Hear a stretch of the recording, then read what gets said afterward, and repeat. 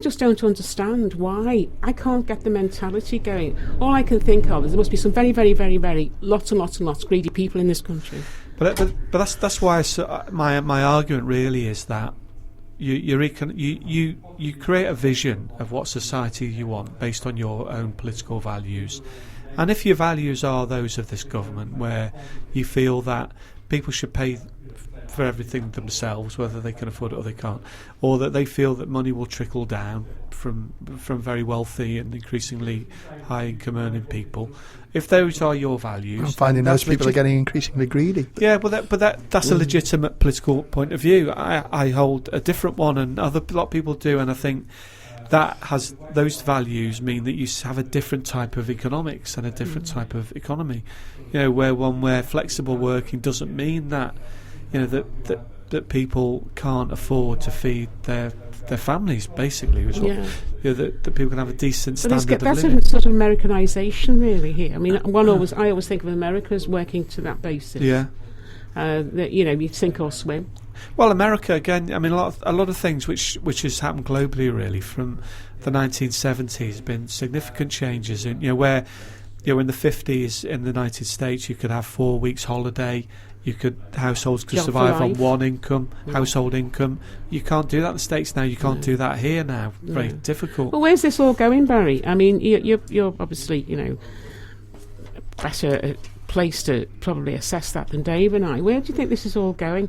I mean, if we don't have some sort of big kickback from the population and move to the left, if you like, which is what we're talking about here, where is this all going, do you think? Well, I think if a Conservative government is elected next time, I think then we will see what their aspiration truly is, which is that you have a welfare state which is basically to provide the absolute basic level of support above which you have to pay. And I think that would probably start to include price of fees for GP visits and things like that. Yeah, but isn't this ultimately going to lead to like the trailer parks in America or lots more people on the street? It's inevitably got to be. It's already happening. I think you can already see more people on the streets in the city of Liverpool. I believe Brighton was full of them.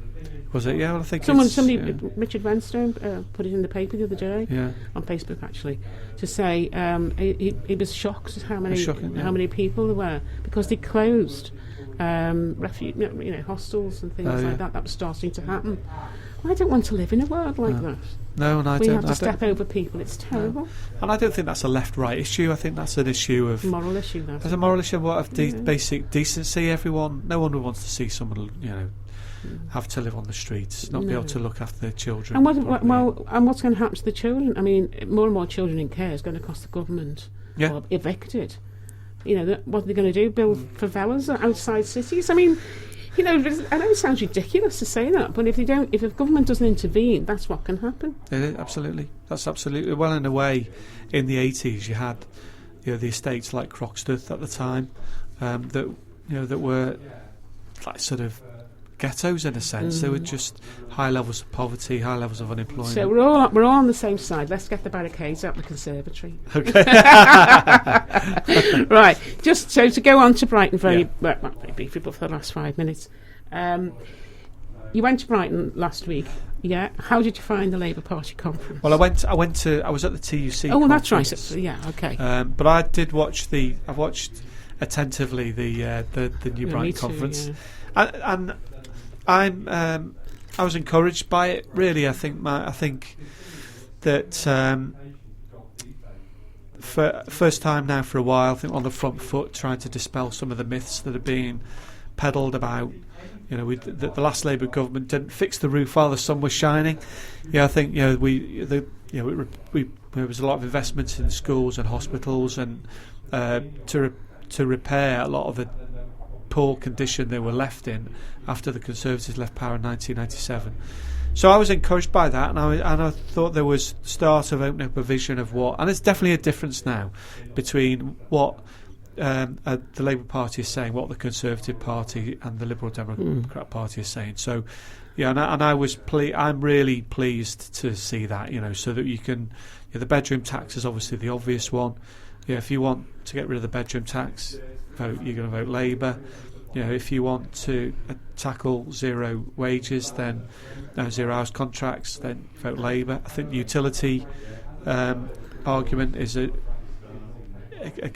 good. I think it's absolutely right. Getting a lot of flack about that this morning, though, aren't they? But you will. I mean, they're not vested interest. Threatening blackouts. Well, they're not exactly not vested interest for nothing, are they? I mean, I think I think as soon as you start to tackle them, of course they'll fight back until they realise. There'll come a point when they'll realise if they feel that Ed Miliband is likely to be Prime Minister.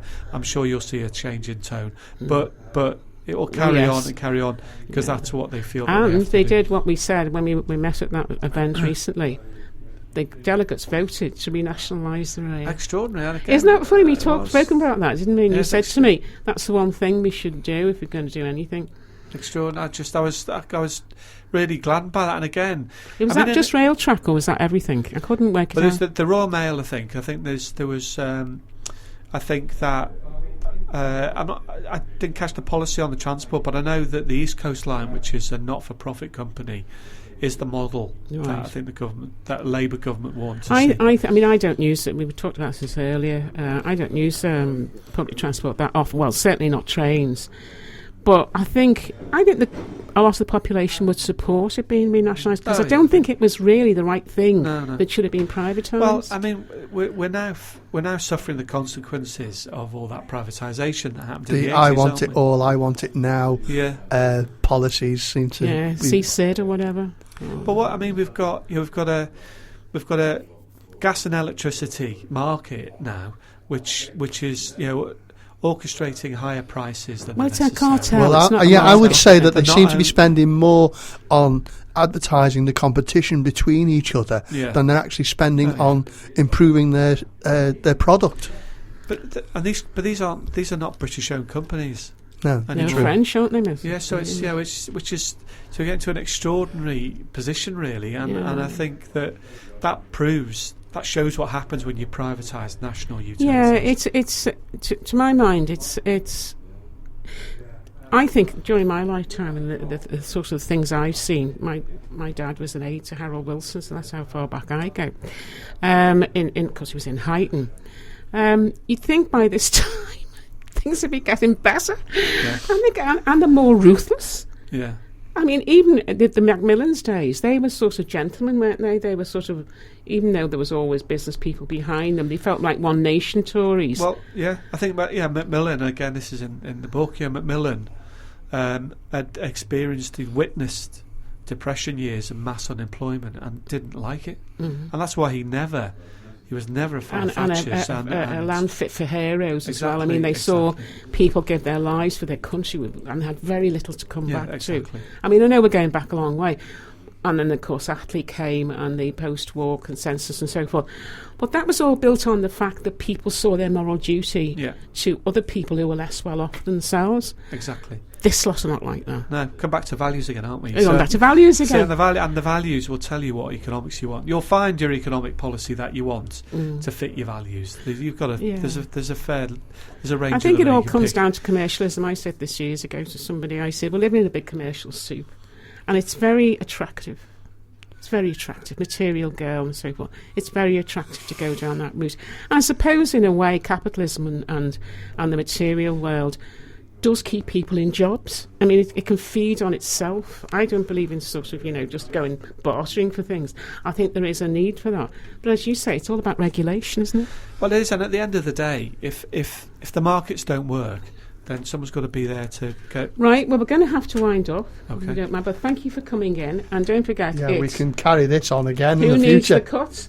And we'll have you back in again if you'd like to come. I would love to, yeah. We do the newspaper, so you could come in and do that and talk about any big little issues. Okay? So thanks again. Okay. And we're going to have to play our theme out now. And okay. Thanks for listening. Yes. See you next week. Who have we got on next week? We've got on. It's on the bottom there, isn't it?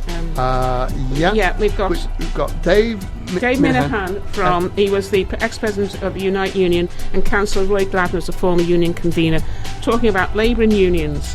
Oh, very good. And where they're going, and a musician called Steve Carr. Thanks for listening. Thanks for listening. Bye.